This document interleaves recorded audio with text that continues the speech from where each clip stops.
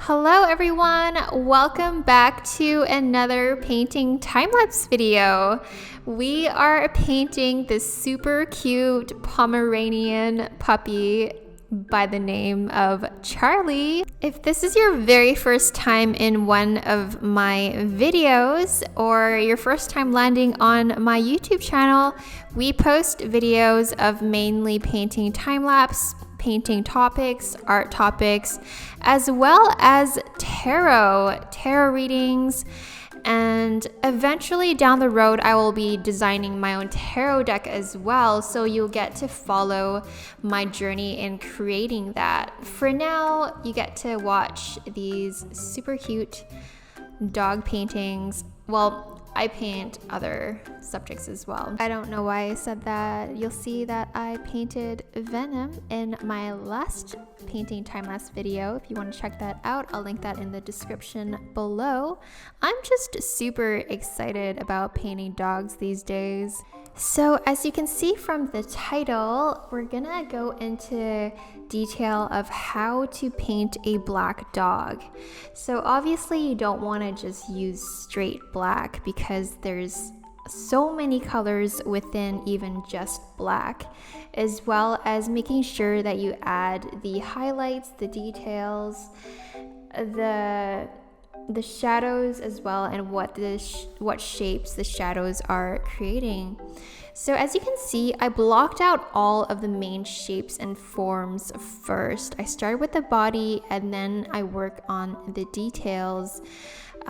So I'm using a bigger brush for the bigger blocked out shapes and the main body, and I go in, for example, with these paws, I go in with a smaller brush and add in all the details that I see. As I was saying with the blacks, you usually don't want to just use straight black from the tube. If you want to use straight black, it adds so much to the painting and how the color shows up if you add in color into the black, so it's not just flat black. It comes more alive when you add in some color. So for the body, it was mostly black, yes, but you want to add like a dot of blue or a dot of orange, red, or yellow. Depends what kind of tone you want to achieve with the overall feel of the painting.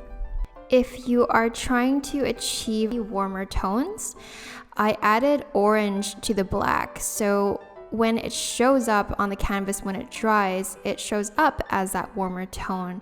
If you were to choose one color of the body that you can see on this Pomeranian, it is leaning towards the yellower side, the warmer tones, the oranger side, because I literally added those colors into the black. So it really makes the black come alive when you add those colors.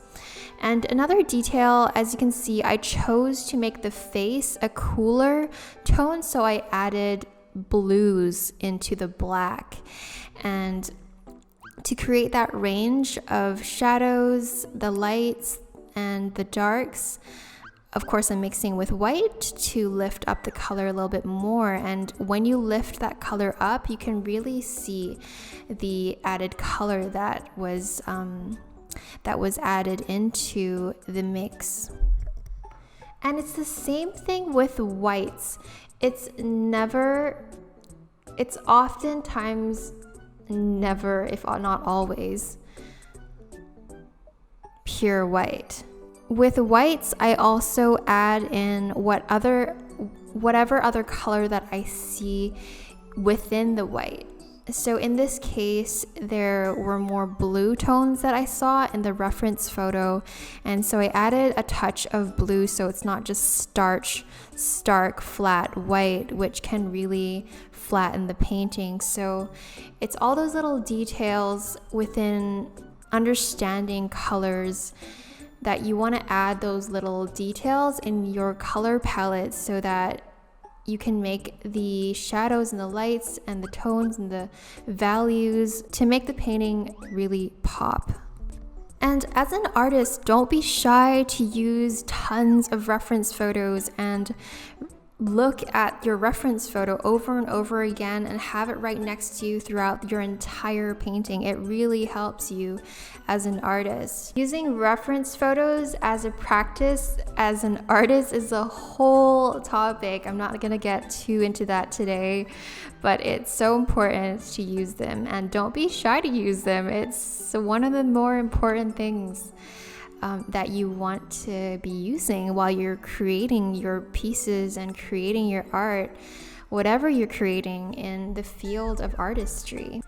With this painting, I don't know how other artists choose to work, but I work the best working from the background to the foreground. So whatever is closest, say the camera, in this case, Charlie, this puppy, the nose and the eyes, the face were closest to the camera. So I painted it last. I started with the background, I started with the body, the hind legs, the tail, and then I worked up to the ears, nose, eyes, and face. And that's so that I don't have to awkwardly try to paint behind the fur that's in the foreground, if you know what I mean. In my next video, I'm going to be painting Winston, who is a Labradoodle.